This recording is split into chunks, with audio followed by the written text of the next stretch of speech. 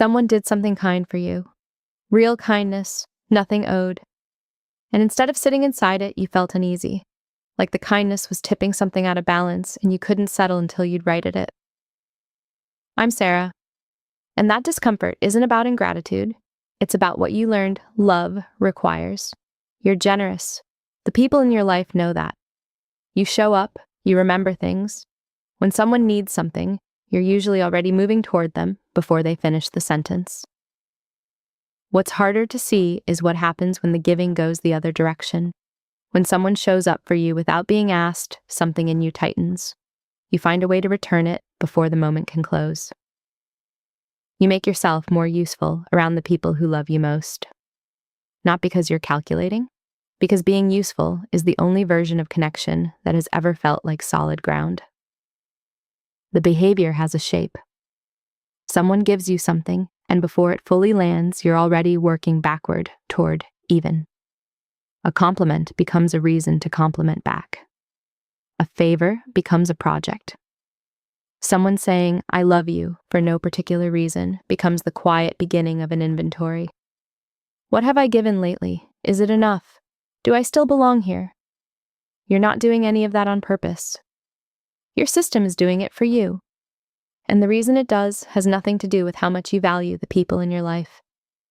Picture the moment right after someone gives you something for no reason.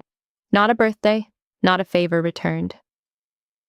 Just, "Here, I wanted you to have this." Watch what happens in the 3 seconds after. Something in you is already moving toward reciprocation before you've consciously decided to. Your system is already calculating. Here's what's actually happening. Before GPS, sailors navigating open water used something called dead reckoning to know where they were. No landmarks visible, no external confirmation, just 3 variables they tracked constantly: speed, direction, and time elapsed.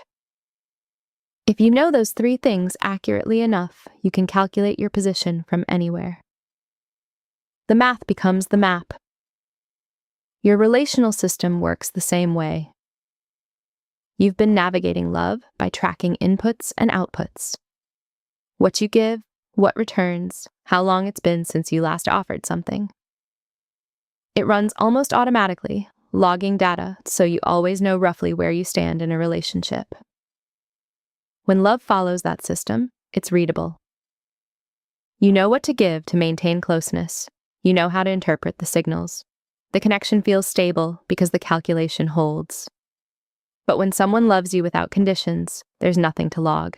No speed, no direction, no elapsed time. The system that has always told you where you stand goes quiet. And a navigator with no data doesn't feel free. They feel like they've drifted somewhere they can't name.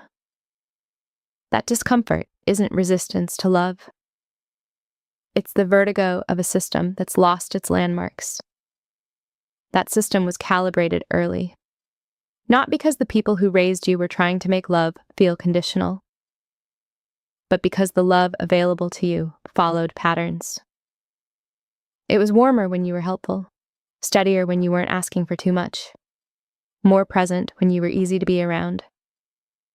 You didn't decide love worked that way. You noticed it again and again until your system recorded it as the law.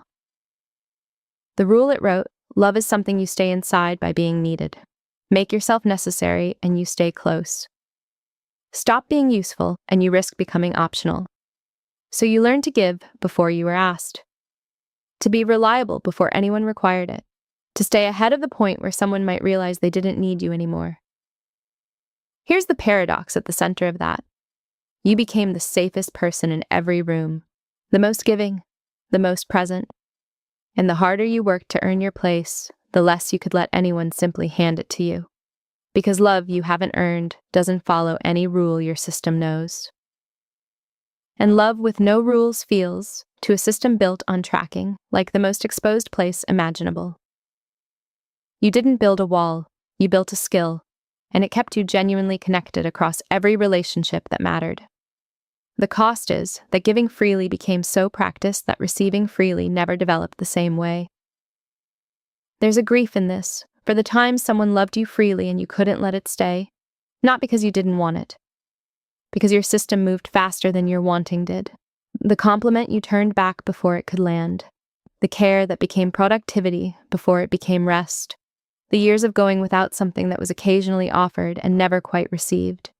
You didn't choose that. You were just faster than the love was. And that's its own kind of loss. What you did instead took something real. Staying that attentive across every connection, giving that consistently, making yourself that necessary. That is not weakness dressed as generosity. That is an extraordinary amount of sustained effort that almost no one around you registered as effort, because from the outside, it looked exactly like love. Which it was. You just never got a map that showed you love could also be something you stood inside without doing anything at all. You weren't afraid of love. You were afraid of loving something that moved without warning and not being able to track it. Those aren't the same fear. And knowing the difference is the first time you get to choose something different.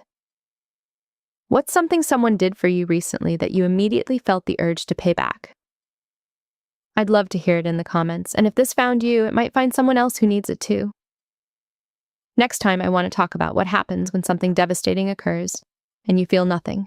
No tears, no collapse, just quiet, and what that silence is actually holding.